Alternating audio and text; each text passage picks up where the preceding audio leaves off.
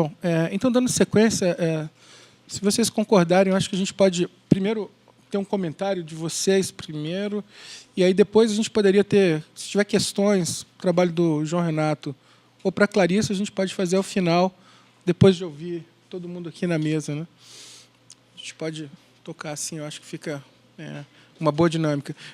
Bom, como eu tinha falado no início, quer dizer, a gente tem o quadro, eu acho que é mais ou menos esse de uma recuperação muito lenta ainda, né? E a gente queria um pouco ouvir de vocês uma manifestação. Como é que vocês estão vendo esses dados, né? Perspectivas em cada um dos setores, né? E para o Distrito Federal em especial, né? Tem alguns pontos, eu acho, que são interessantes a gente olhar, porque quando a gente acompanha os dados da PED, por exemplo, e os dados da PED, o que a gente tem visto, se a gente pega a taxa de crescimento das ocupações, historicamente, o que tinha acontecido no DF era que a gente tinha taxas de crescimento da ocupação entre 3, 3,5, 4. Os últimos 2 anos foi a primeira vez que a gente teve queda absoluta no número de ocupações, né?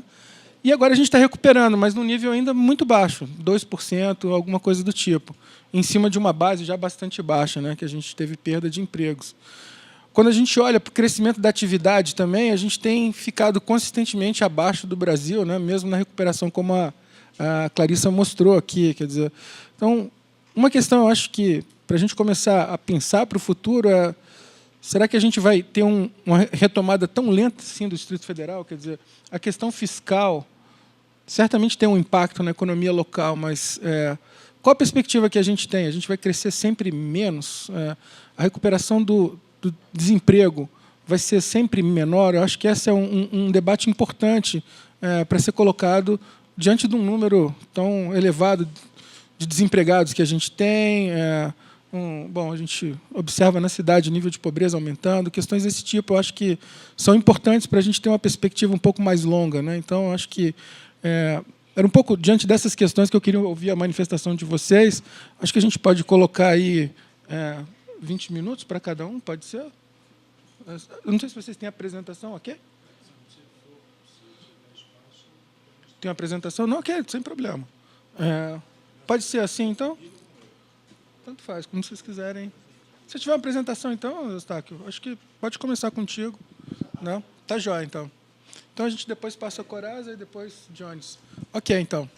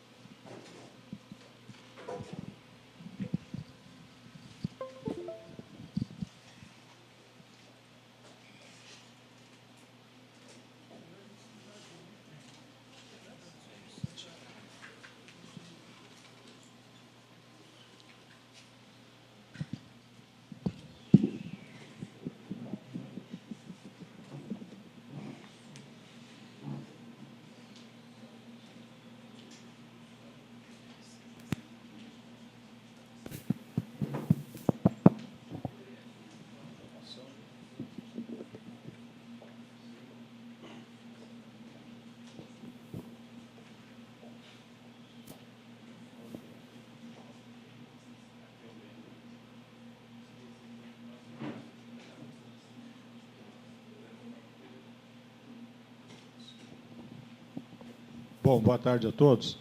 Vou passar rapidinho, mas é que a gente faz todo mês uma reunião da diretoria da federação e a gente apresenta o que a gente chama de cenários, e sempre a gente pega o desempenho do mês, mais os 3 meses, a gente fala desempenho de janeiro, mas compara com os dois meses anteriores também.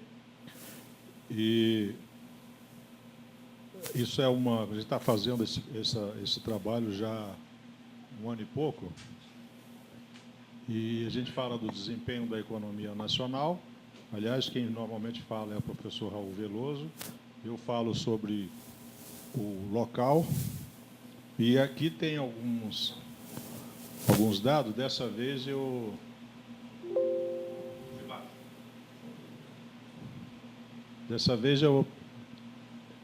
inovei com relação à apresentação de números. A gente sempre dá uma palavrinha sobre a economia nacional, porque as pessoas já estão trabalhando com essas variáveis todas que está acontecendo. Então, não adianta achar que vai melhorar, porque vai continuar essa disputa aí durante esse ano. A gente não sabe o que vai acontecer no futuro, em termos de eleições, e o ambiente favorável ao novo governante também está difícil de fazer.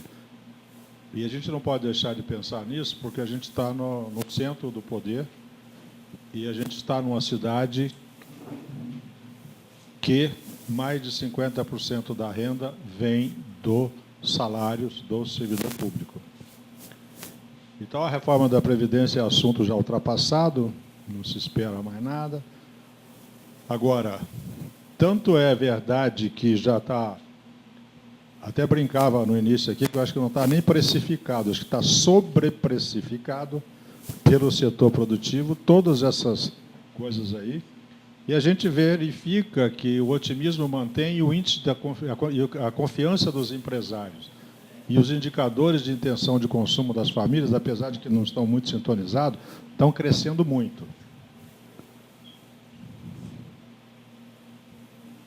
E uma outra coisa que para nós também é bom, porque o nível de endividamento das famílias de Brasília é 20 pontos percentuais a mais do que a média nacional.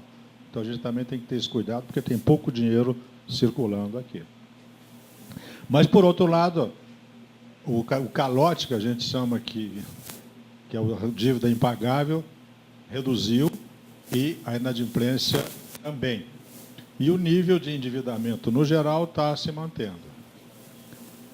E aqui é onde eu fiz um resumo para mostrar como é que aconteceu com esses índices, esses indicadores, nos 2 meses de janeiro. Então, a gente tem aquilo que eu falava, a intenção de consumo das famílias, um pequeno crescimento. As famílias têm intenção de consumir num entusiasmo menor do que os empresários têm na confiança das empresas do setor.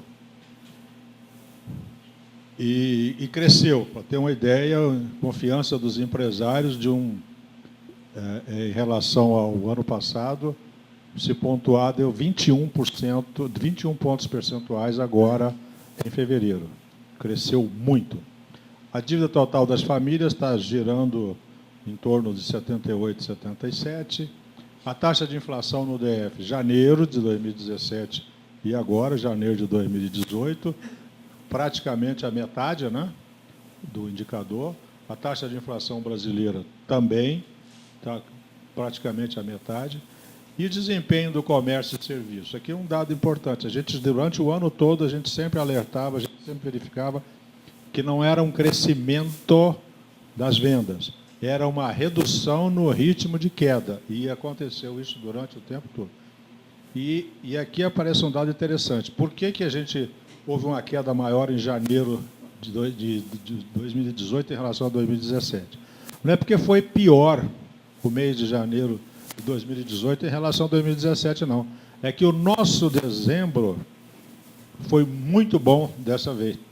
Foi melhor do que o de 2018. 2017. 2018 foi... O de dezembro de 2017 foi bem melhor do que o de 2016. Isso é uma mostra através de gráfico. E aí uma coisa que a gente faz também, que a gente acompanha taxa de juros também e a inadimplência do consumidor. São 3 pesquisas que a CNC faz. Ela faz no nível nacional e faz por estado. Pesquisa de endividamento e inadimplência do consumidor, intenção de consumo das famílias e índice de confiança do empresário do comércio. E para o nosso trabalho eu agreguei, já desde 2010 eu tenho a série histórica, taxa de juros para pessoa jurídica e para a pessoa física. E com um detalhe, com as taxas indecentes, desculpa a expressão, destacando as duas aí. Taxa de juros média da pessoa jurídica, 73,9 para 62. Caiu porque mexeu. Mas aquilo que é o cheque especial da empresa que precisa para o dia a dia, para o capital de giro, olha o tamanho, ainda com redução, 145%. Taxa média da pessoa física, também queda, mais 132,65 contra 155, tá bom? Agora, cheque especial. Esse, eu até fico curioso para saber se alguém vai conseguir dar jeito nas taxas de juros do cheque especial. Porque 309 para 294 em um ano é nada. O cartão de crédito, a taxa de juros do rotativo caiu de 441 para 319. É um absurdo. O que está embutido, que nós vamos começar a pesquisar agora, é que tem uma outra taxa fora aí, que não é mais do rotativo, porque tem uma lei, decreto, não sei se você leu, mas não, que você não pode parcelar, você só pode pagar o mínimo uma vez. 30 dias depois você tem que resolver, quita o saldo, parcela. Então está gerando uma dívida que quem parcela sai de 15%, 14% e vai para 8%. Então está criando um outro item que não está aparecendo nas pesquisas ainda, que se somar, se verificar o efeito das duas somadas, vai complicar um pouco. Essa é a representação gráfica. E aqui, o que a gente está falando de realidades e perspectivas para nós aqui do Distrito Federal. Em função do que está acontecendo aí, a gente vai ter um caos político aqui também. Não dá para ter um horizonte tranquilo, não, em termos de comércio e serviço. Mas, por outro lado, é possível que a facilidade de acesso e até alguma redução de juros aconteça na parte do crédito. Mas olha só o que está acontecendo com as nossas pesquisas ou com as nossas previsões nacionais. A elevação de 4% em 2017 e queda de 2,7% em serviços fez com que a CNC colocasse para a gente até um horizonte interessante. Quer dizer, o serviço volta a ser positivo e as vendas crescem um ponto a mais. Agora, eu queria só alertar o seguinte, quando a gente compara essas pesquisas nossas aqui para Brasília e pega o IBGE, vai dar diferença. Por quê? As nossas pesquisas, principalmente a DF, são micro e pequenas empresas com até 20 empregados. E o IBGE só pega a partir daí. Então, o horizonte, quer dizer, a diferença pode, no primeiro momento, parecer gritante, mas, ao longo do tempo, as coisas vão dando certo.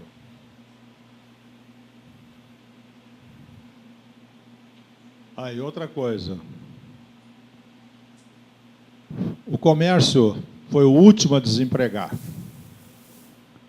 Começou a contratar, foi quem mais contratou o ano passado. Só que tem um detalhe, a velocidade de recuperação e de retomar o emprego é muito pequena. Porque quem demitiu 10 e o comércio dele reagiu, ele não vai contratar 10. Ele vai contratar 1, 2, para ir vendo o que vai acontecer. Então, ele pode até recontratar os 10, mas em que prazo? Então, o efeito estatístico vai demorar. Os aumentos da produção industrial e das vendas no comércio e serviço, está todo mundo entusiasmado. Só tem um detalhe, a gente analisando algumas informações do crescimento da produção industrial, ela não está gerando crescimento no emprego como a gente espera, porque tem muita produção industrial oriunda de empresas de tecnologia que, por natureza, emprega pouco. Então, a gente tem que ter esse cuidado. Olha, Brasília, com mais de 50% da renda vinda do serviço público, não saiu nada esse ano. Aliás, quem recebeu pela liminar do ministro Lewandowski já está com a mão no bolso e coçando a cabeça, porque é possível que tenha que devolver, se não passar. Agora, aqui, a gente tem que tomar cuidado com isso daí, porque o otimismo do GDF quanto à realização de receita de investimento está razoável, está um pouco elevada principalmente com relação ao investimento, 2 bilhões e 800 das estatais, 1 bilhão e 400 dele próprio, com recursos oriundos da economia, pela não cobertura mais do déficit nos fundos de previdência.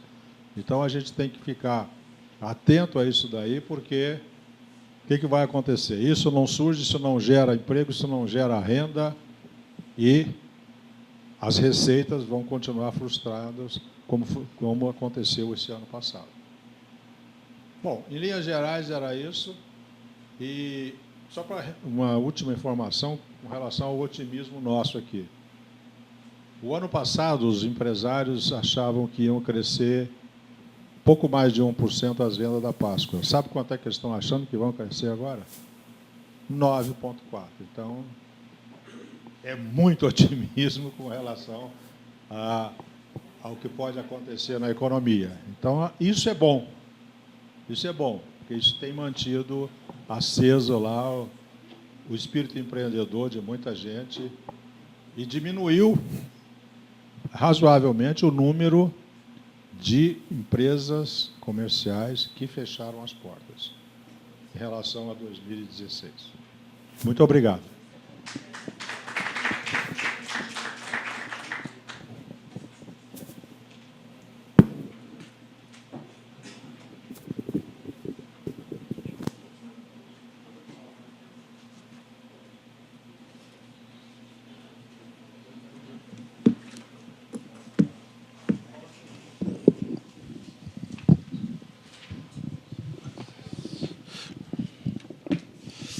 Obrigado, Zé Eustáquio. Então, eu vou passar a palavra para o Corazza para fazer os comentários dele.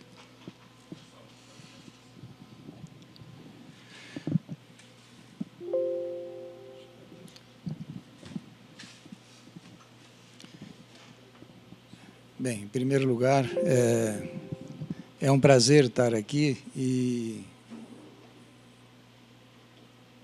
verificar essa continuidade num trabalho sistemático, contínuo, que a companhia está fazendo, de identificação das informações e reais necessidades da nossa região aqui do Distrito Federal.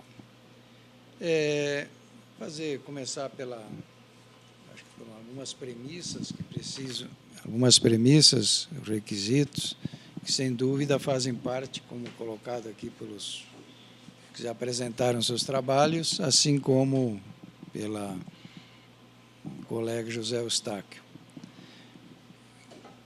Em primeiro lugar, a economia do DF, quer dizer, aliás, melhor dizendo, o crescimento do ano passado, o crescimento da economia brasileira, ela basicamente teria um indicador bastante diferente se não fosse o setor agropecuário. É importante registrar também que o que aconteceu com o setor agropecuário. Na verdade, a safra de 16 foi castigada por questões climáticas e a safra de 17 fazem, talvez em décadas, pela primeira vez, nenhuma macro-região brasileira apresentou um problema climático, digamos assim, que fosse representativo na produção. Então, nós pegamos normalmente, associado ao fenômeno El Niño, Laninha, de climatologia, nós temos, como é sabido, um comportamento pendular. O ano que chove bem aqui no Centro-Oeste é um ano que normalmente, usualmente, o Sul, a região Sul, apresentava limitações e vice-versa. Então, isso no tocante, esse registro, porque, muito embora a agricultura tenha uma baixa participação direta no Produto Interno Bruto Nacional, ela é, na verdade, o motor mais significativo que toca mais de 1.200, 1.300 municípios, dos quais os municípios dependem quase que 100%. Então, ela é muito distribuída, tem um efeito multiplicador muito bom, de estabilidade e assim por diante. O segundo impacto, que é importante que seja registrado, é exatamente que foi esta safra com a melhor produtividade em todos os anos, foi um salto de produtividade da ordem mais de 20%, e ela se deve, quer dizer, esse salto de produtividade se deve ao profissionalismo, se assim pode ser falado, daqueles que estão no setor agropecuário. Há uma tecnologia bem avançada e que, tendo as condições externas favoráveis, ou pelo menos não adversas, ele vem conseguindo apresentar taxas de produtividade superiores a qualquer país do mundo nos últimos 40 anos, se pegarmos os dados de 75 em diante. Então, esse registro no conjunto da economia nacional, ele é relevante. Na inflação, os próprios dados aqui apresentados pela equipe da Codeplan trouxeram de volta exatamente aquilo que o próprio presidente do Banco Central colocou, que, na verdade, houve um choque de preços motivado pela superprodução agrícola. O preço médio, para saber apenas, por exemplo, de produto como o milho, que é, na verdade, um insumo básico para a proteína animal, que é o que as populações mais avançadas consomem, ele caiu 50% de uma safra para outra, na média. Então, isso é um registro que evidencia, de um lado, o benefício que traz e, de outro lado, também, que isso nunca vem de graça. Bom, então, isso em relação à questão da inflação, em relação à questão do comentário sobre o produto interno do ano passado, e o aspecto positivo também em relação ao PIB do ano passado, PIB nacional, se diz respeito à indústria de transformação, onde também aí a questão da retomada da produção de veículos, automotores, enfim, foi representativa tanto para a multiplicação para a melhoria do próprio rendimento médio do emprego desse setor, quanto também para o setor externo, foi representativo. Então, eu diria que esses aspectos tiveram impacto mais diretamente no PIB nacional, em contrapartida, como aqui no DF, em primeiro lugar, embora a safra agrícola também teve o mesmo comportamento, ela tem um peso relativamente um pouco menor no nosso produto interno. E a indústria de transformação, onde houve a retomada desse processo, também não tem uma representação, não é significativa. Então, acredito que, do ponto de vista estrutural, possam ser esses os fatos básicos positivos e a sua mensuração quanto ao efeito diferenciado dessas variáveis na diferença aqui apresentada, tanto na atividade quanto principalmente nos preços. Agora, em relação especificamente ao ponto das perspectivas, dos cenários, isso que está sendo colocado, creio que precisamos trazer algumas variáveis adicionais. A primeira delas é que não há dúvida mais que a crise do país, cujos indícios na indústria começaram antes da crise financeira já, não é que havia crise, mas havia uma certa parada de ritmo, contrariamente a outros países concorrentes, nós temos agora, nesse atual momento, uma situação evidente de crise fiscal, que não é conjuntural, cuja origem se decorre de uma queda continuada da receita. Queda continuada da receita esta, motivada por aquilo que todos vocês conhecem, que é a própria elasticidade da atividade econômica. Quando a economia cai, normalmente a elasticidade de tributo ela é positiva, quer dizer, ela vai no sentido mais elástica. Então, nós tivemos esse processo que foi continuado. O segundo passo é que, do ponto de vista estrutural, do lado da despesa pública, a despesa pública, até o último exercício, continuou a subir. E, dificilmente, todos sabemos, a partir das informações, principalmente na área de benefícios, enfim, há uma certa... Não é nem inelasticidade, aí realmente é uma questão de impossibilidade de redução de gasto público, porque a maioria deles são gastos obrigatórios.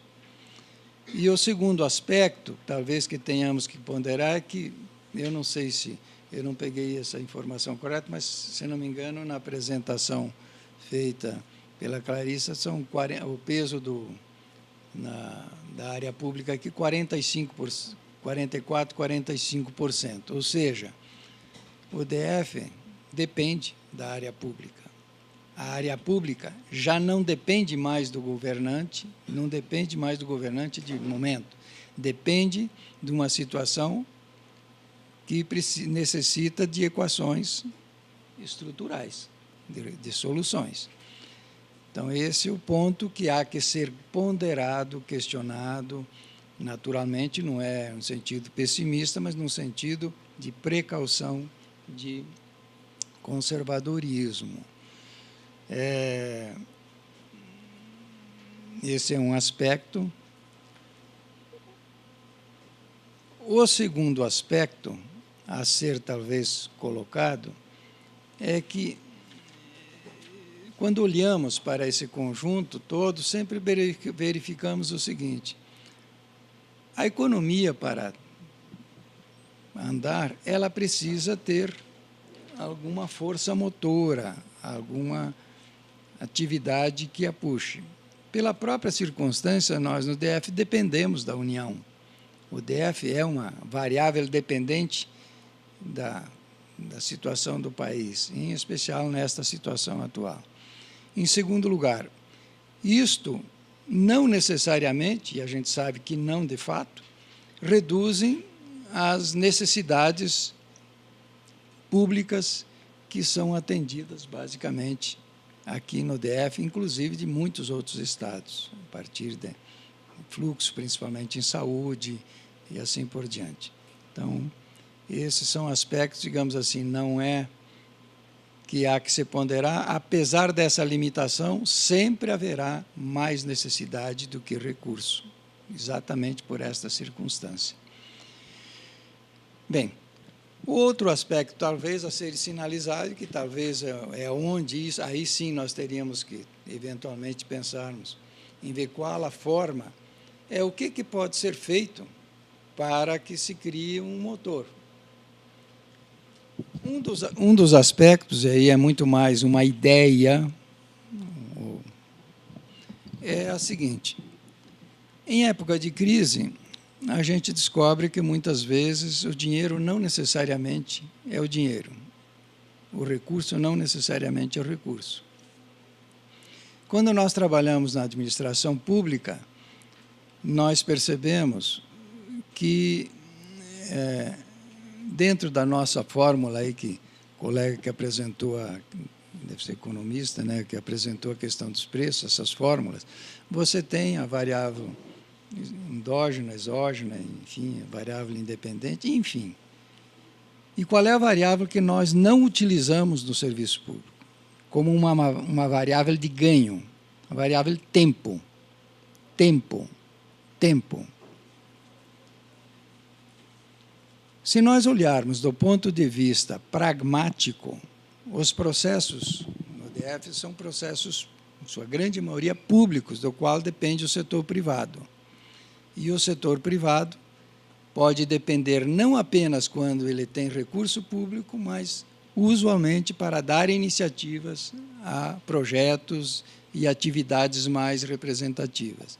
Então, talvez esse seja um aspecto, sim, onde exatamente a impossibilidade ou a limitação de outros recursos financeiros para ampliação de atividades necessárias, se pudessem reforçar todas as ações que vêm sendo feitas no sentido de simplificar, trabalhar em tempo integrado para dar uma resposta um pouco antes, 1 minuto cada dia antes, nós chegamos no fim do ano com um bom tempo, a menor em todo o processo público. Isso tem um resultado positivo, que ajudará a nossa economia.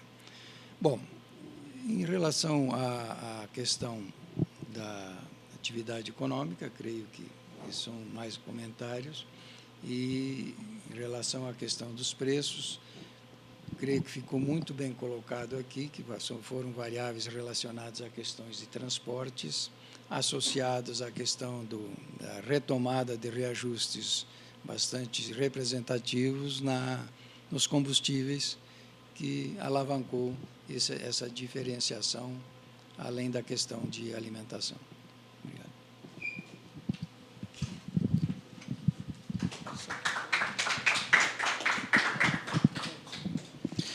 Boa tarde a todos. É uma satisfação estar aqui também. Eu queria agradecer ao Bruno pelo convite, parabenizá-lo pela iniciativa de trazer novamente as discussões em torno da nossa economia, parabenizar a sua equipe, a Clarice, pela apresentação que ela fez sobre o boletim de conjuntura. E aí, Bruno, eu iniciaria a minha fala colocando uma premissa, né, que eu acho que ela é básica, né? Nós temos que analisar a economia do Distrito Federal considerando a sua singularidade, né? Não existe outra economia no país com as características da nossa economia. Pelo levantamento que eu fiz, existem apenas outras 6 no mundo, né? E aí a gente destaca o distrito de Washington, né? Washington, D.C., que tem uma similaridade muito próxima da nossa capital, cujo PIB é representado, em sua maioria, pelo setor público, né? Então, isso nos torna diferente. E a gente entender se isso é bom ou é ruim, para alguns aspectos isso é bom, para outros é ruim, né? Ruim porque não tem parâmetro de comparação, não consigo comparar com estado nenhum e saber o que está acontecendo aqui no Distrito Federal. E bom, por quê? Porque nós temos um excelente mercado consumidor, né, e que a gente não se apropria dele. Mas antes de falar um pouco sobre esse nosso mercado, ainda continuando na dinâmica da nossa economia, nós temos hoje uma taxa de desemprego em torno de 17%, né? Foi colocado. Isso dá mais ou menos um pouco mais de 200 mil pessoas desempregadas. Nós estamos falando de uma população 4 vezes maior do que o Núcleo Bandeirante, né? Temos ali 50 mil pessoas, mais ou menos. Nós temos 200 mil pessoas desempregadas. Se a gente acrescentar aqueles que estão em casa, que não vão para o mercado de trabalho, como a Clarice colocou, porque o mercado não está atrativo, com certeza isso aí vai para uns 600 mil, né? Então, esse potencial que está disfarçado, escondido dentro da pia, né, Clarice? A gente precisa olhar para essa força produtiva também, né? Isso acaba gerando no Distrito Federal um enorme desequilíbrio, né, econômico. Você tem, por exemplo, no Lago Sul, a média da população em termos de salários mínimos, de renda, 27 salários mínimos, né? E aí você vai para a estrutural, 2,3 salários mínimos. Qual é o raio de distância? Eu acho que você não gasta 15 minutos do Lago Sul para a estrutural, né? Então, nós estamos falando de uma das cidades que talvez seja que existe um dos maiores desequilíbrios da renda do país, né? Então, isso traz uma consequência muito grande para a nossa sociedade, né? A outra parte que tem acesso a esse mercado de trabalho, ela não tem interesse no mercado privado, ela está aguardando o público, né? Então está escondido dentro da PEA. Então a gente está falando de uma cidade que ela tem 3, 4 mundos dentro dela, né? Você tem uma região que é de primeiro mundo, você tem uma região que é vamos colocar, de um segundo mundo, e você tem uma região que chega a ficar próximo das piores regiões da África, né? Então isso é o Distrito Federal, né, que a gente está falando. E a gente tem um setor público que representa 45% desse PIB. Né? Essa representação já foi maior, essa participação já foi maior, mas, em virtude das diversas políticas de controle de gastos, essa participação veio caindo nos últimos anos. Né? Então, olhar o setor público na perspectiva de geração de novos empregos, eu acho que essa é uma hipótese que a gente pode considerar lá no final do modelo. Ela não vai ter mais essa pujança que ela teve nos anos anteriores, aí, ou pós-criação da capital federal. Nós temos também que tudo que a gente consome aqui, ou a grande maioria do que a gente consome, se a gente for olhar nossos blazers, roupas, né, principalmente as mulheres que consomem mais do que os homens e são mais exigentes nesse processo, tudo é de fora. Nada se produz no Distrito Federal. Né? A nossa participação, nada é muito, né? Ela é muito pequena em relação ao que a gente faz. O que isso diz para a gente? Que nós somos exportadores de renda. Né? Ou seja, nós estamos na contramão de tudo que se fala, se pensa de desenvolvimento. A gente consome de fora, a gente está exportando renda. E o que é renda? É emprego, né? É juros, é dinheiro daqui da nossa economia, são royalties, são uma série de coisas que envolvem a formação de renda, né? Considerando aquele fluxo circular da riqueza.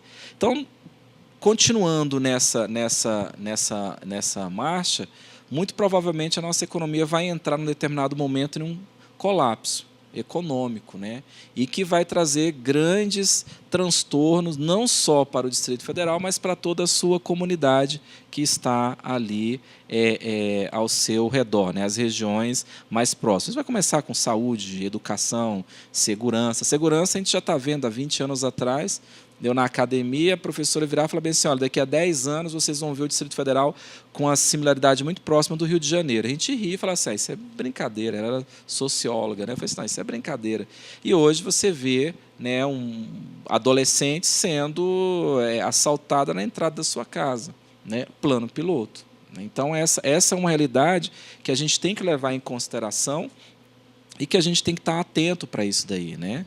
Olha, voltando para a questão econômica, agora após esse diagnóstico, a gente vê que a nossa economia ela vem se recuperando de forma mais lenta do que os outros, né? Isso aí reflete essa dinâmica econômica. Você tem o setor público como carro-chefe da economia. Então, isso é para o bem e é para o mal. No momento de riqueza, em que o setor público está arrecadando bem, nós estamos acima da média brasileira. Quando o setor público vai mal, a gente fica abaixo da média brasileira, né? Porque a gente depende desse consumo do setor público. A gente está falando de um consumo que representa cerca de 27 bilhões de reais ano. E isso vai todo para outros estados. O Distrito Federal não se apropria dessa riqueza, as empresas daqui não se apropriam dessa riqueza, né? Nós temos uma indústria que hoje ela tem aí em torno de 6 mil estabelecimentos e ela tem representatividade em praticamente todas as categorias, as classes econômicas que o IBGE lista lá. Né? Menor grau, maior grau, mas se você olhar a mancha industrial, ela tem representação em todos esses quesitos.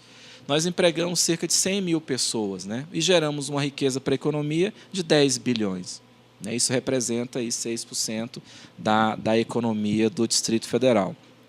Esse setor industrial ele cresceu meio que de forma, não foi desorganizada, mas de forma pouco estudada. Né? Você criou programas que tiveram seu papel, né? Estimularam e empresas vieram para o Distrito Federal, mas isso não foi feito buscando uma identidade para o DF, né? Poxa, o que eu quero no Distrito Federal?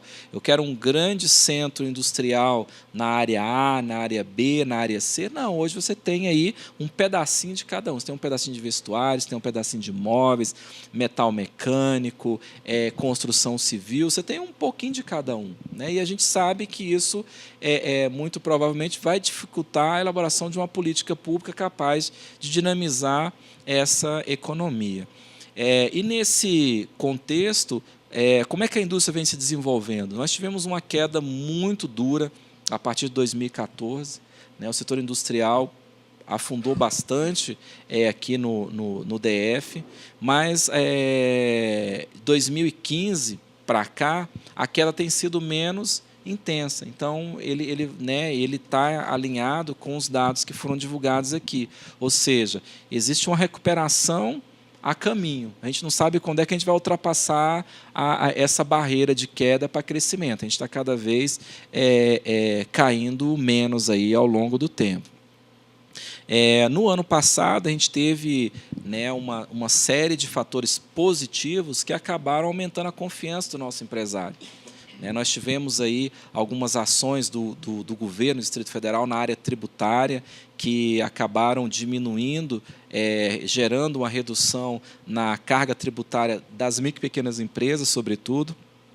Nós tivemos outras ações de modernização da legislação tributária, que possibilitaram aí grandes empresas sobreviverem na nossa economia. Nós tivemos outras ações relacionadas à abertura e fechamento de empresas, ou seja, nós tivemos uma agenda muito positiva, e isso acabou se repercutindo de forma positiva na expectativa desses empresários, mas nada capaz de alavancar esse investimento que se encontra reprimido com os nossos empresários, né? Existe um apetite muito grande, entretanto, existem alguns entraves que vêm puxando, vêm limitando essa capacidade de investimento dos nossos empresários, né?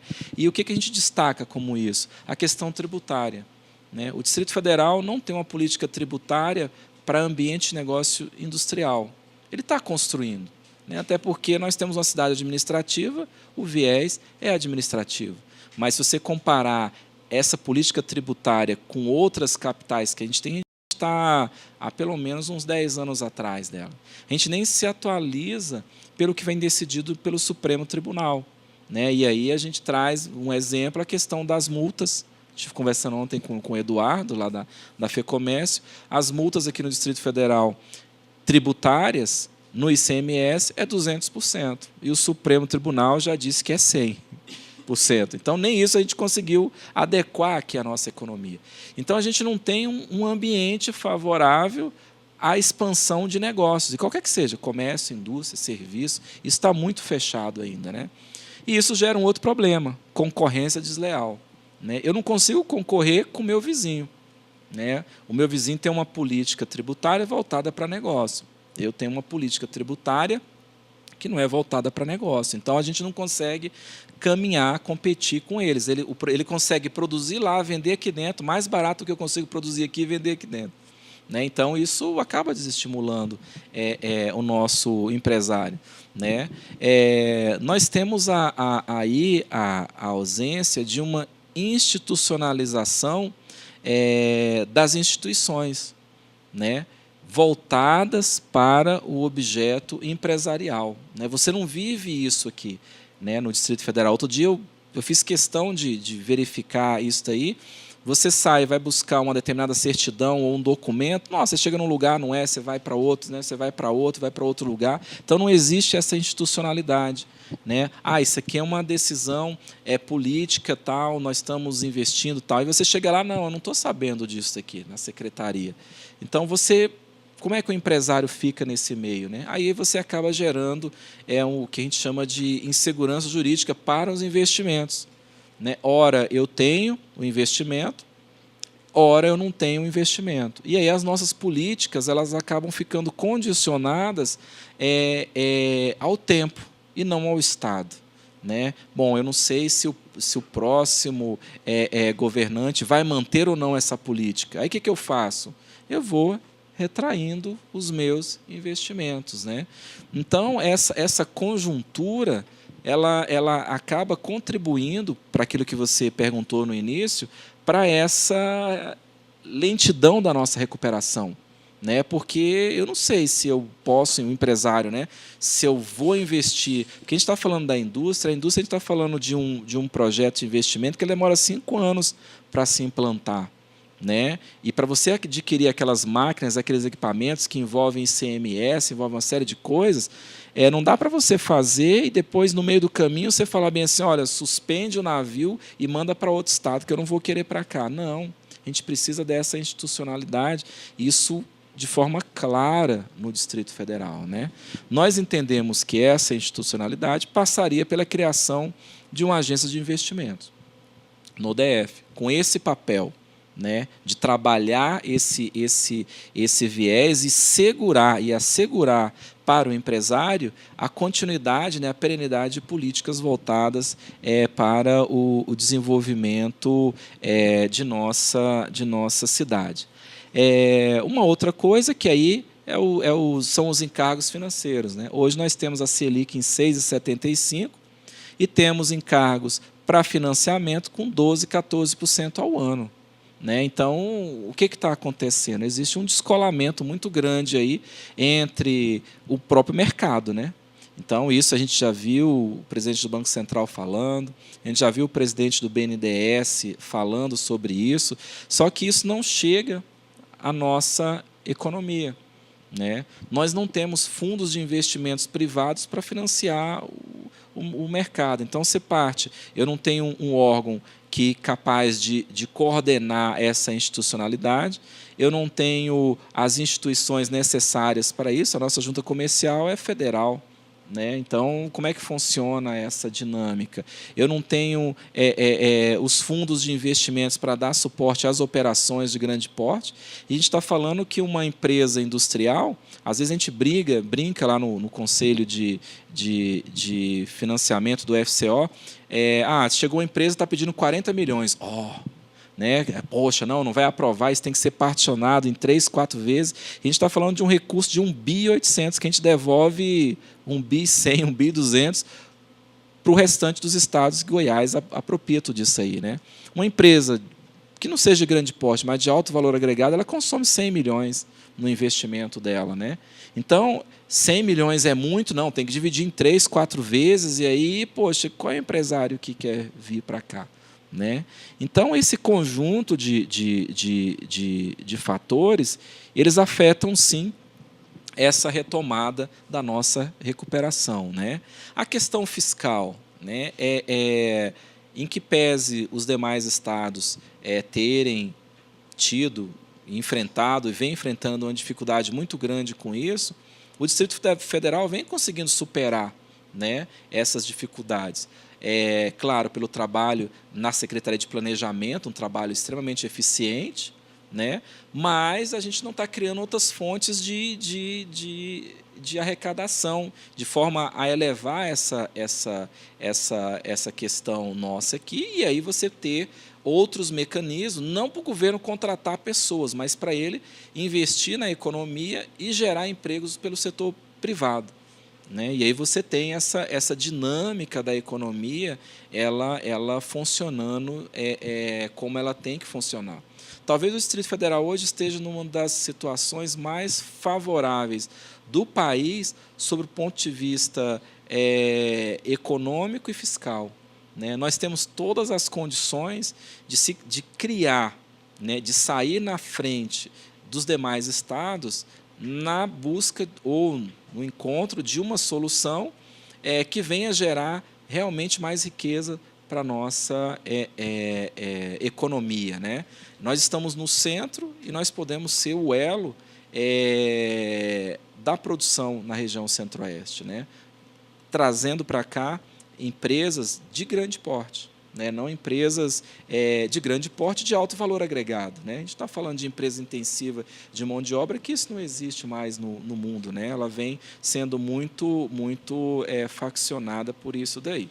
E, para finalizar, eu gostaria de deixar a sugestão, né, o IBGE ele divulga pesquisas de emprego e de produção para o Brasil todo, mas na região centro-oeste ele pega só Goiás, né? Então, a gente queria ver se é possível a gente fazer uma solicitação ao IBGE para ele criar um grupo econômico centro-oeste e aí criar a pesquisa, né, que seja a PIA industrial, a pesquisa de emprego, a pesquisa do comércio, ela agregada para a região centro-oeste, né, para a gente poder ter isso como planejamento também. O Banco Central divulga trimestralmente um boletim de análise regional, né? E no Centro-Oeste, ele nunca divulgou no Distrito Federal. Eu acho que a gente tem uma oportunidade muito grande de fazer uma demanda a ele e pedir que ele venha para cá. A gente, nós temos lado produtivo também, né? Não é só o governo, a gente precisa trabalhar isso aí e discutir bem todos esses problemas que afetam a nossa economia e que todos nós sabemos, né? Então, eram essas as contribuições que a gente gostaria de falar. Eu trago o abraço do nosso presidente, que está fora, né, vendendo um projeto extremamente interessante, estruturante para a nossa economia, que é o Biotic, né? Talvez ele seja hoje um dos projetos que mais vai alavancar a nossa economia e o setor industrial, porque vai trazer, né, inovação para dentro desse setor, né? E ele pediu então que a gente trouxesse essas informações aí relativas à nossa economia. Eu agradeço aí a participação.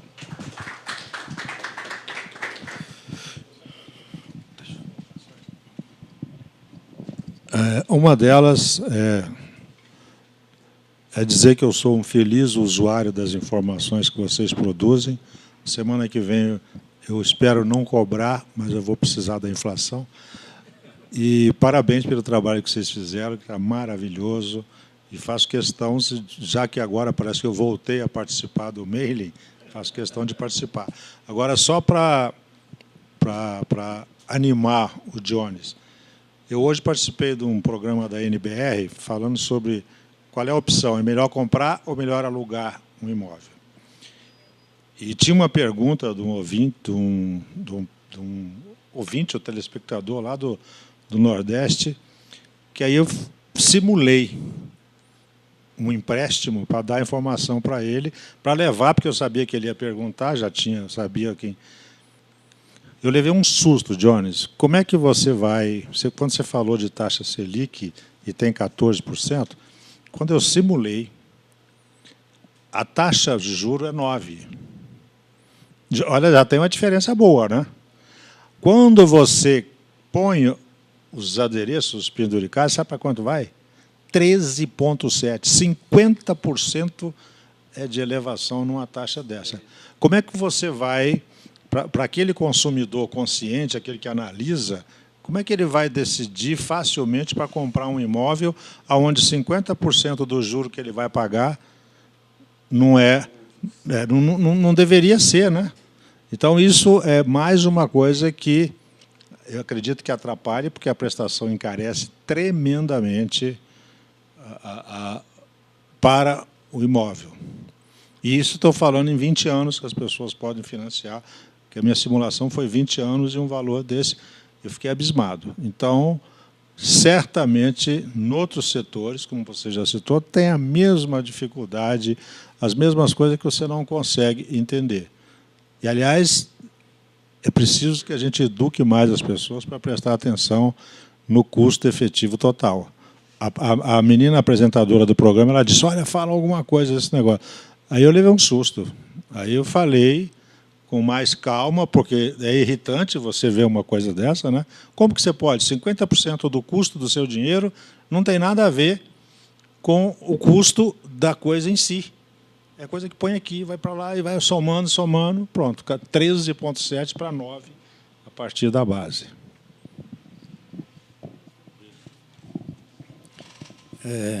Queria aproveitar para, em primeiro lugar, complementar as colocações que o Jones aqui colocou. De fato, a busca de uma vocação empresarial, de proatividade na nossa região do DF, acho que, na verdade, parece ser muito importante. Quais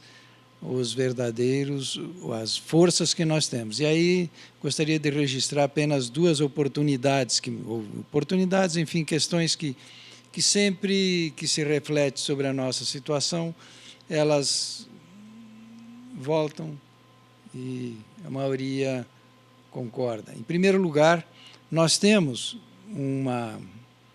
jovens com boa formação, bem preparados, ou seja, com um potencial que é, na verdade, a força estratégica de qualquer país, de qualquer família, de qualquer sociedade.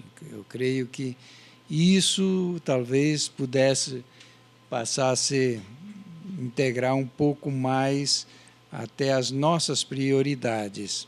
Como fazer com que esse público, que é representativo e que normalmente, para buscar suas oportunidades, desde que não no setor público, busca outras áreas do país, poderíamos aproveitar dentro desse processo. E o segundo ponto é mais um ponto que é um desafio de fato, que é a questão relacionada àquilo que esse ano nós estamos felizes, satisfeitos, porque está chovendo bastante. Mas nós temos uma demanda, pelo menos as informações que se obtém, é uma demanda um pouco acima da capacidade, quando parece ser, da capacidade de fornecimento, quando ou se, com certeza, retornará esse ciclo de pouca chuva que nós tivemos, principalmente nos últimos 2 anos. Então, o que poderia ser feito nesse diagnóstico e o que poderia, talvez, inclusive, aí, indústrias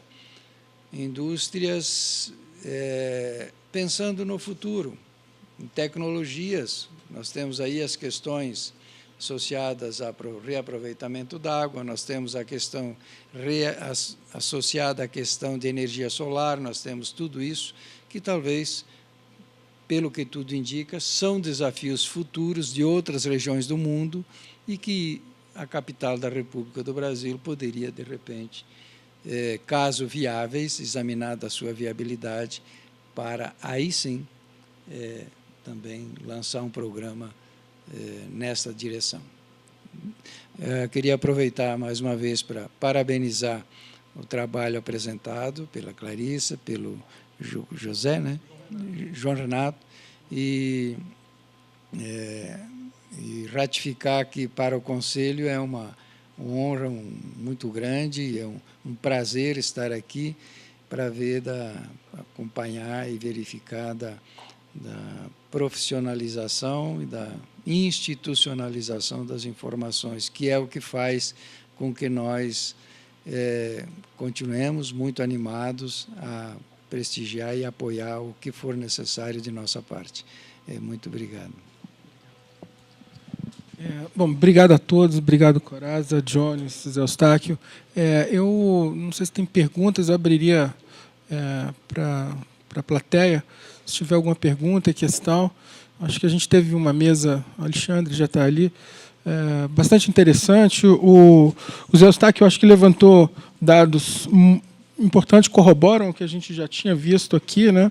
Acho que um ponto muito interessante que ele levanta é essa recuperação da confiança, né, do empresário acima do consumidor. Até interessante saber o motivo disso, né? Por que o empresário está tão mais motivado que os consumidores. O Zé Eustáquio, acho que levanta 2 aspectos muito importantes, quer dizer, o fato da gente ter tido ano passado uma safra muito boa, né, contribuindo para a produção, para o resultado positivo do PIB ano passado e também para a queda da inflação, né? Acho que esse é um aspecto interessante e levanta um ponto que a gente discutiu ano passado, né, no seminário do ano passado, que é a questão fiscal. Acho que esse é o grande desafio para a economia nacional. Acho que esse é um aspecto bastante importante. E aí toca num ponto que o Jones também levanta, né, que é qual vai ser o motor que a gente vai ter para a economia do DF, né? Quer dizer, qual é esse tipo de vetor que a gente vai ter de crescimento, né? O Jones levanta algumas propostas interessantes, né, de você ter alguma agência, alguma melhoria de negócio que consiga coordenar esses investimentos. Eu acho que é uma ideia interessante.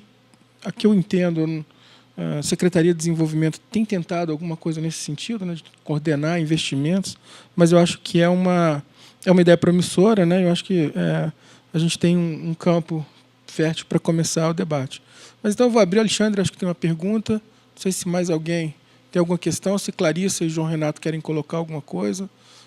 Eu abriria então para o Alexandre.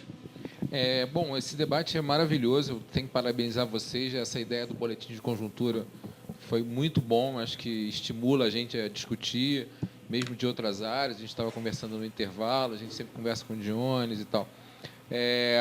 Alguns pontos assim que acho que até a mesa já tocou e talvez a gente possa voltar a tocar, que eu queria colocar. E uma sugestão, assim, sempre quando eu escuto a Clarice, eu fico mais otimista do que eu normalmente sou. Ela coloca assim de uma forma muito elegante, muito tranquila as nossas agruras, né? Mas no boletim de conjuntura, quando a gente trabalha com as variáveis dos trimestres, quando eu olho, eu estava olhando em outros momentos, em outras discussões, quando eu olho o trimestre a trimestre, o que eu vejo é uma desaceleração da economia brasileira. Você cresceu lá 1 e pouco, depois cresceu 0,7, no terceiro trimestre cresceu 0,1 e no quarto cresceu de novo 0,1.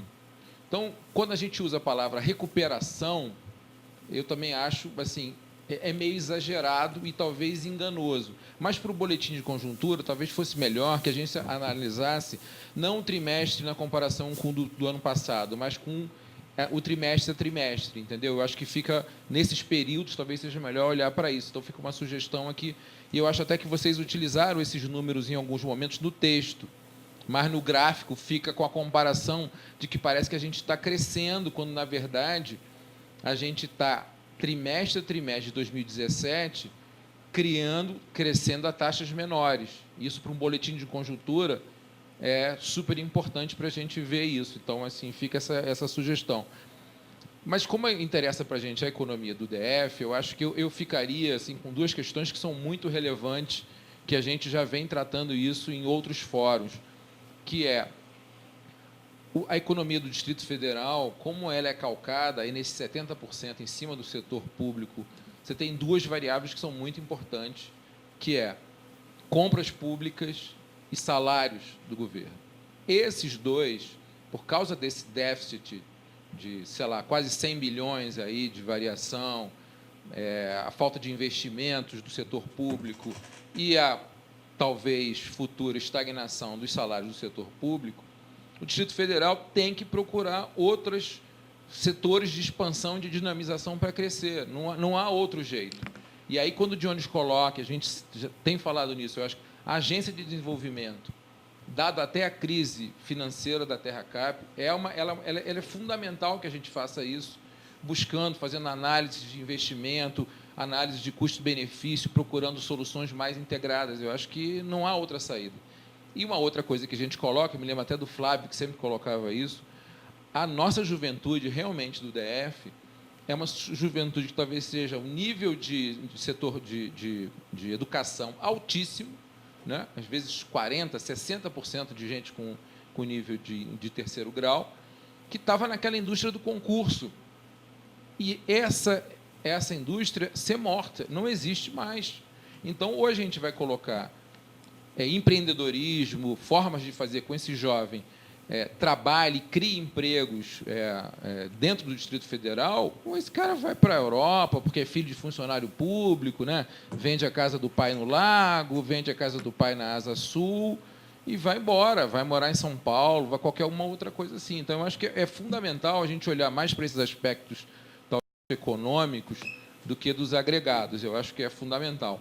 E a terceira coisa que eu acho que a gente tem que colocar, mas que os economistas tratam como sempre uma variável endógena, mas que a gente tem que colocar na mesa, é a questão financeira. A questão financeira é a que pressiona 70% dos nossos orçamentos públicos, um pouco menos orçamentos municipais e estaduais, mas a questão do endividamento público, da dívida dentro do governo federal, ela é gigantesca e a gente não olha isso.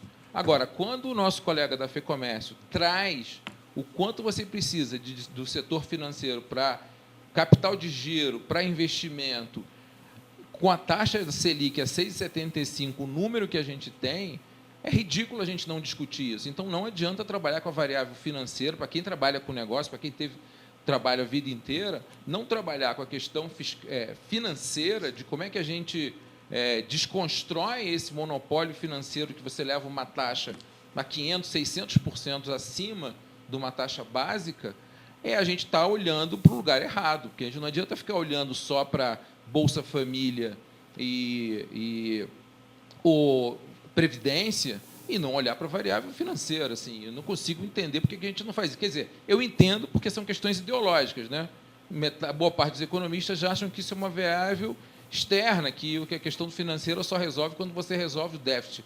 Mas, na atual conjuntura, não tem como a gente não resolver isso, alongando dívida, trocando títulos, alguma coisa não é possível. Então, até queria ouvir a mesa sobre isso, porque, na verdade, o setor produtivo está aí, e eu acho que quem entende menos disso é o setor público. A gente tem que ouvir quem está no setor privado. Tá? Obrigado, sim. Obrigado, Alexandre. Mais algum comentário? Alguma questão? Tá. Depois eu volto para os comentários do boletim, mas eu passo para você primeiro. A questão de dívida, nós temos um problema seríssimo desde o ano passado para cá, o de 2016. Mudou um certo perfil, no primeiro momento parece que reduziu o endividamento, porque o governo passou a emprestar no consignado, passou de 60 para 96 meses para os funcionários públicos da ativa e de 60 para 72 o aposentado. Inclusive, parece que foi exatamente em 2016 que houve uma redução da dívida em agosto, e principalmente do crédito consignado para aposentado, porque todos os aposentados quitaram a dívida anterior, que tinha prestação maior, refizeram com prestação menor e prazo maior. Então, ele tinha 60, passou a 72 meses para pagar. Isso faz o quê? Num primeiro momento, pode gerar um poder de compra. Mas o servidor público que estava pendurado em 5 anos, passou a ficar pendurado em 8 anos. Então, empurrou a falta de poder de compra para frente. Então, isso é meio parecido com o endividamento externo. Uma vez eu fiz a seguinte pergunta: está todo mundo tranquilo com a nossa dívida, chegando a 60 e tal. A Espanha quebrou com 70. E não dá para pensar nisso? A gente está chegando perto. Então, as pessoas, o poder de compra, as famílias de Brasília estão quebradas, literalmente.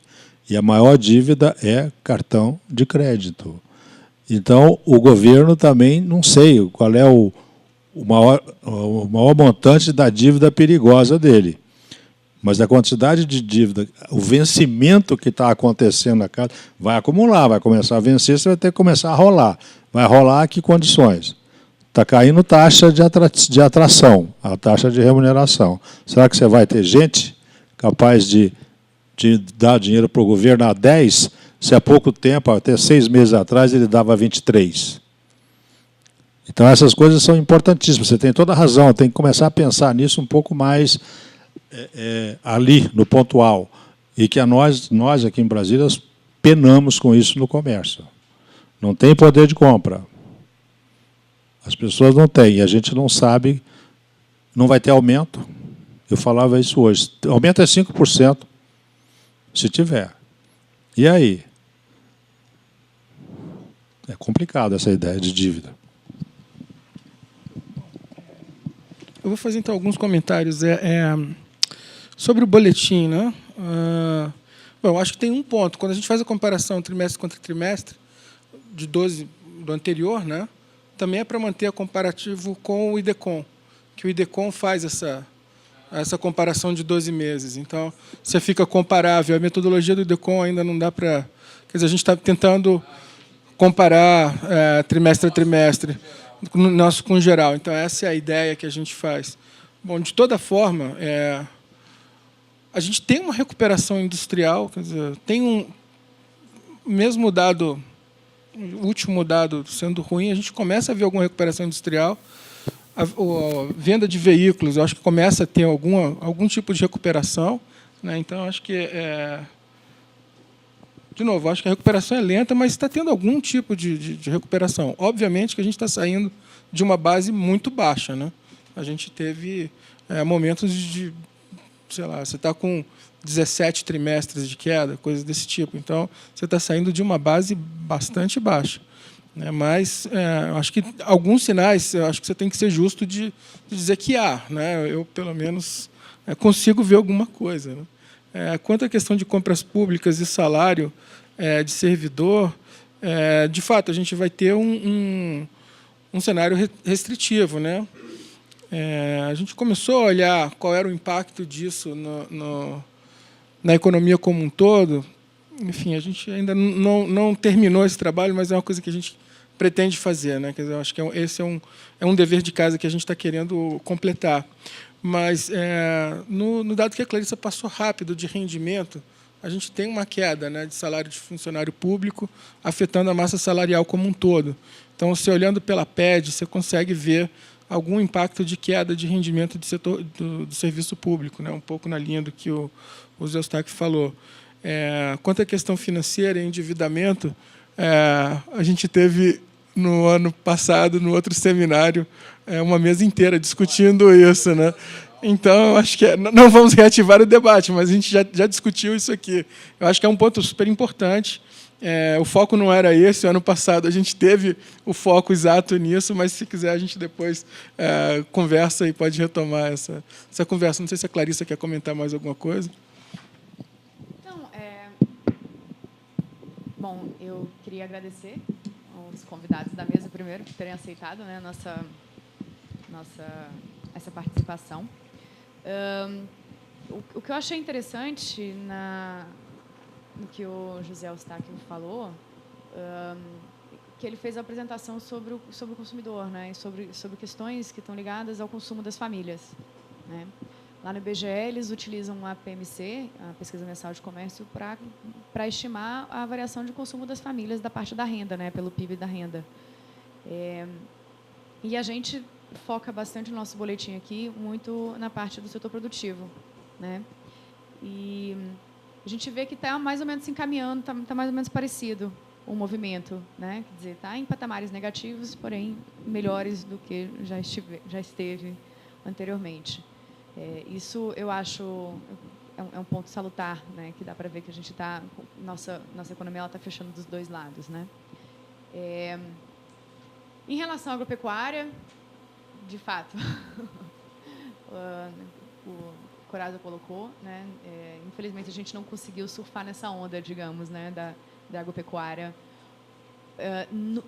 da agropecuária em si, de resultado em si, porque a gente sabe que a gente tem alguns agroserviços, por exemplo, tradings importantes que estão hoje em dia em Brasília. Né? Então, a gente tende a receber algum tipo de impacto via esse lado do agroserviços e que poderia ser talvez uma linha, a agroindústria. Né? Porque, apesar da gente ter um pequeno território da agropecuária aqui no Distrito Federal, a gente tem um entorno que ele é rural e ele abastece Brasília. São 3 milhões de habitantes que a gente está falando. Né? Não só a área de alimentação, mas também a parte de grãos, né, e das commodities. Quer dizer, entender um lado do desenvolvimento econômico em que você integre indústria e agroindústria e talvez resolvendo essas questões que a gente tem, geralmente tributárias com Goiás, por exemplo, já passou a lei, né, para igualar o ICMS ano passado, não é? Da região do Centro-Oeste? Não, ainda não. Qual era passou uma para igualar os tributos de isenção fiscal, né? A convalidação, lei da Isso. convalidação. Porque se talvez a gente puxando a indústria para a DF, a gente consiga receber os benefícios da agropecuária que está no entorno e que pode vir para cá e trazer os rendimentos para cá, né? Então, é um objetivo, é uma saída, né? Não um objetivo, mas seria uma saída.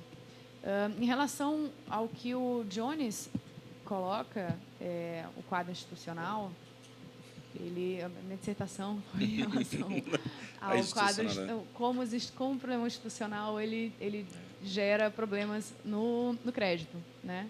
No caso, no crédito bancário de pessoa física.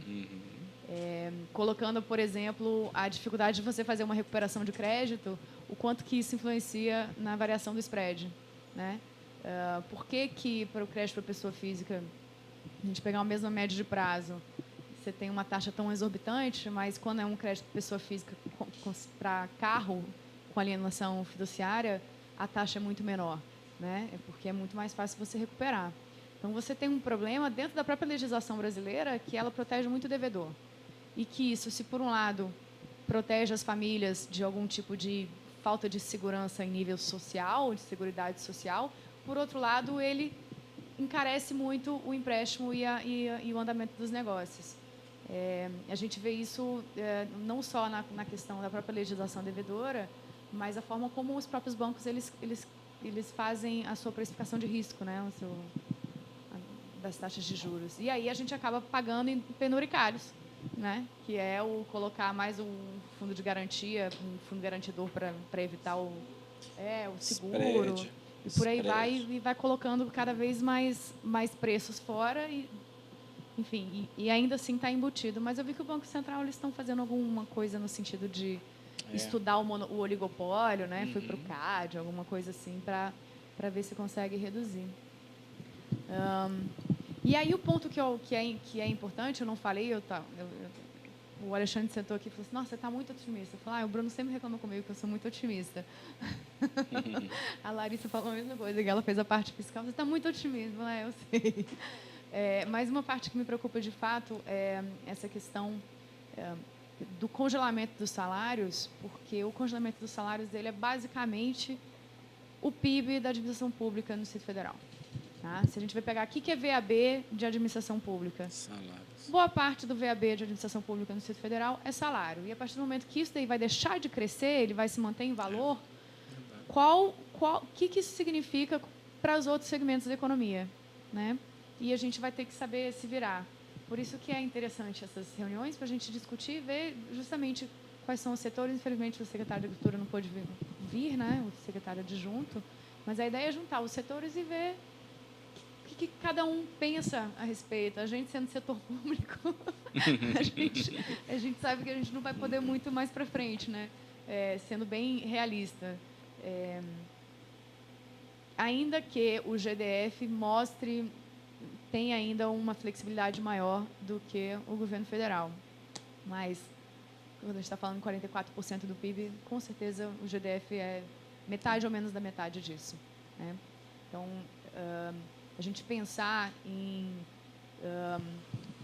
olhar para as regiões administrativas que têm menos desenvolvimento social e talvez focar em políticas para esse tipo para esses lugares, né?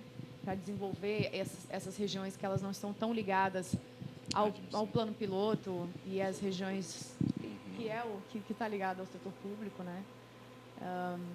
É muito interessante. O Jones colocou essa desigualdade. De fato, a gente tem um dos maiores índices de Gini e a gente tem, se a gente pega a PED, a gente vê a taxa de desemprego por grupos de alta renda nas regiões administrativas, né?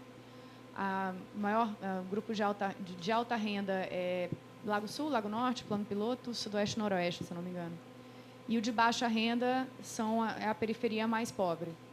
A nossa taxa de desemprego, eu falo, nossa, que a gente está aqui no Plano Piloto, é de 7%, está em 7%. E na periferia está de 25%. A desigualdade ela não é só de renda, mas ela é também de oportunidade. Né? Então, talvez uma agroindústria que chegue perto de uma agropecuária que está ali numa região que tem uma maior desigualdade, ou que gera menos oportunidades para os jovens, ele seja um caminho de solucionar esse tipo de questão. Enfim, era isso que eu queria falar. Muito obrigada pela presença de vocês. Eu queria aproveitar só a última fala da Clarice para pedir se era possível nos próximos boletins incluir um parágrafozinho lá sobre a indústria, que eu vi comércio, vejo serviço, e aí, de repente, juntar a indústria e a agroindústria, né, para fazer um comentário. A gente disponibiliza, a Clarice esteve lá na federação, conheceu a metodologia de nossas pesquisas, né, então são metodologias confiáveis, são metodologias utilizadas da União Europeia, Eurostat, e podem, sem sombra de dúvida, servir, né, como paisagem para vocês escreverem sobre a indústria, porque ela realmente reflete isso que você colocou. Há uma ligeira recuperação. E os dados nossos mostram isso. Cada vez a queda vem sendo menor. Acho que reforça, Bruno, aí a tese, até gera essa questão, né, de que é impossível eles descolarem um do outro, porque a metodologia praticamente parte da mesma base, né, de informação. Então, se fosse possível, a gente ter lá indústria e junto lá um parágrafo, isso seria muito bom. Obrigado. Só aproveitar a colocação feita aqui pelo Alexandre, né, e a Larissa. De fato, eu não sei se é do conhecimento de todos, mas a região de Brasília, o entorno de Brasília, no entorno de Brasília se situam as melhores e mais avançadas empresas do mundo em sementes para o Brasil. E, naturalmente, tudo isso está associado a duas questões. Em primeiro lugar, toda a questão do desenvolvimento científico que está por trás disso, biotecnologias, enfim. E, em segundo lugar, há um aspecto que é relevante. A produção das sementes ela ocorre exatamente aqui, principalmente na soja, milho, para a região que está acima da região centro-sul do Brasil. E a tecnologia que é necessária para desenvolver toda essa questão agroindustrial, principalmente, ela não existe em outro lugar do mundo, não existe sequer nos Estados Unidos. Eles têm que fazer os ajustes, as adequações, por exemplo, às suas respectivas bases. Se pegarem, por exemplo, a USB da DuPont Pioneer, né, aí em Planaltina DF, que é a mais avançada do mundo, dentro tiveram que fazer. Então, essas são questões realmente que talvez possam ser uns setores que tudo indica, naturalmente, se elas estão aí, é porque isto, de fato, esta região se situa, são questões de localização, são questões de altitude, são questões climáticas, são uma série de questões, mas que pode gerar oportunidades, principalmente para os jovens. E o segundo aspecto é a indústria dos agroserviços, que tende a crescer, quer dizer, principalmente na área tecnológica, que é o que vai comandar o processo. Acredito que são duas fontes que apenas para compartilhar aqui. Obrigado. Muito obrigado. Obrigado a todos, então. Não sei se alguém quer fazer mais algum comentário. Eu acho que queria agradecer mesmo a presença, dizer que amanhã a gente vai ter uma pesquisa sobre comportamento sustentável no DF, uma pesquisa por telefone, que foi realizada entre janeiro e fevereiro. A gente vai apresentar os resultados amanhã, né, 4 horas da tarde. Estão todos convidados desde já. E agradecer a Clarissa, João Renato, Sandra, Eurípides, o Carlinhos, todos pela elaboração do boletim, e a Larissa também, né, pela parte... bom, daqui a 3 meses a gente tem um outro boletim, né? Okay? Obrigado a todos, então.